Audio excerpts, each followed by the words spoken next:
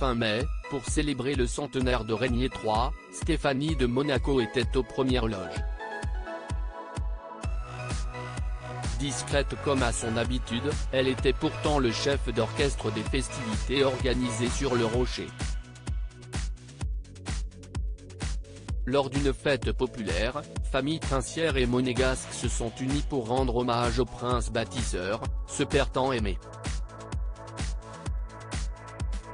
Celle qui a longtemps été désignée comme une princesse rebelle, passée par la chanson, la mode et les podiums, est aujourd'hui une mère de famille accomplie et une grand-mère dévouée.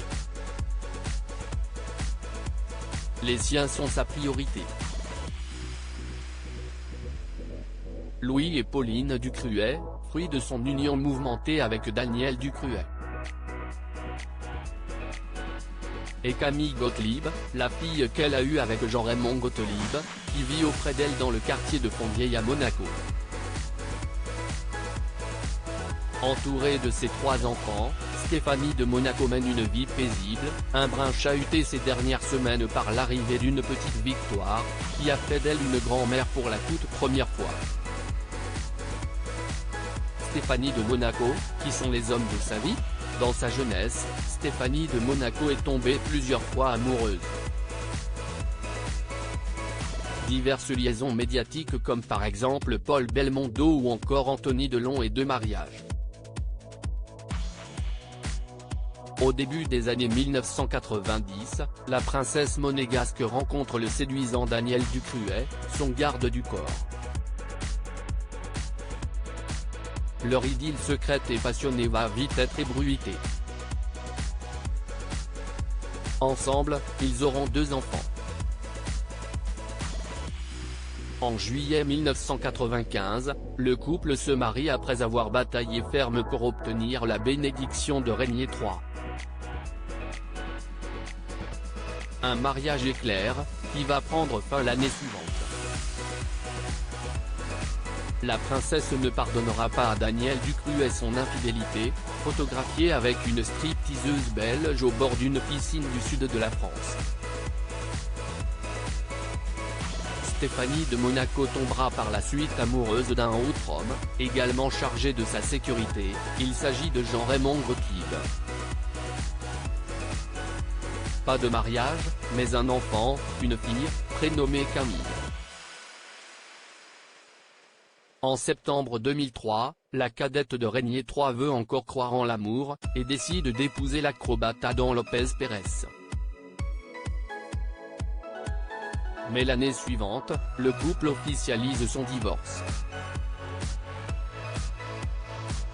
Stéphanie de Monaco, ces hommes qui ont marqué sa vie. Stéphanie de Monaco, qui sont ses 3 enfants? De ces différentes unions, 3 enfants sont nés.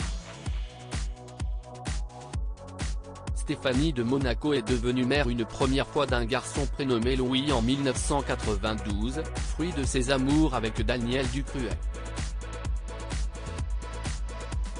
En avril dernier, il est devenu à son tour papa d'une petite Victoire, avec sa femme Marie Chevalier, épousée en 2019. Stéphanie de Monaco a donc eu le bonheur de devenir grand-mère pour la première fois.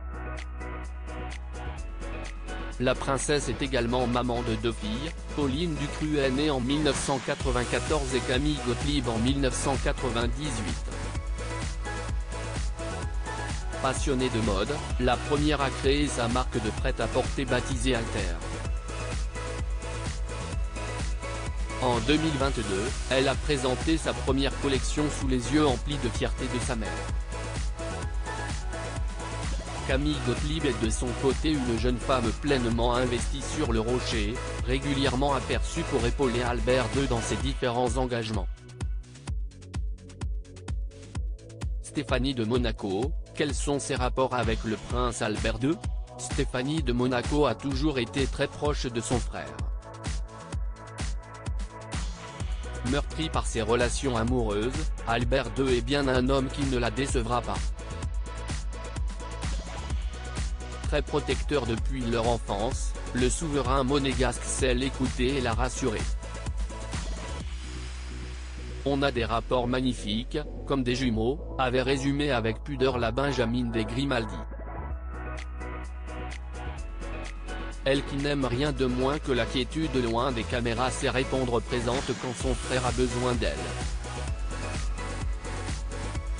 Chaque année, elle fait briller de mille feux le Festival international du cirque de Monte-Carlo, rendant ainsi hommage à cette passion partagée avec son père Régnier III pour les animaux. Stéphanie de Monaco, est-elle proche de Charlène de Monaco? Entre les deux femmes, une complicité remarquée s'est tissée au fil des années. Bienveillante, généreuse, à l'écoute, Stéphanie de Monaco a pris soin des jumeaux Jacques et Gabriella lors de l'absence prolongée de Charlène de Monaco du Rocher pour cause de problèmes de santé. À son retour sur le Rocher, elle avait tenu à être présente. Signe évident de leur complicité, l'épouse d'Albert II et sa sœur ont été aperçues main dans la main lors des festivités du centenaire de Régnier III. De quoi ravir le souverain monégasque. Crédit photo, Junior.